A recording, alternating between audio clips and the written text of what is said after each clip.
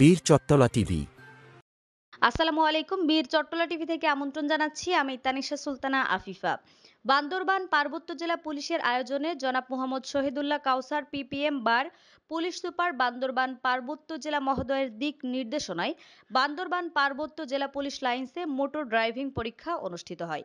উক্ত ড্রাইভিং পরীক্ষা পরিচালনা করেন জনাব আব্দুল করিম অতিরিক্ত পুলিশ সুপার প্রশাসন ও অর্থ এবং মোহাম্মদ ফরহাদ সর্দার পিপিএম অতিরিক্ত পুলিশ সুপার জেলা বিশেষ শাখা বান্দরবান পার্বত্য জেলা।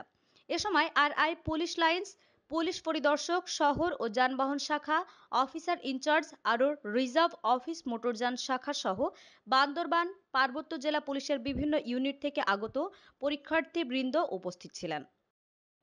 আমাদের আরও আপডেট খবর পেতে চোখ রাখুন বীর চট্টলা টিভিতে, ফেসবুকে ফলো, ইউটিউবে সাবস্ক্রাইব করুন।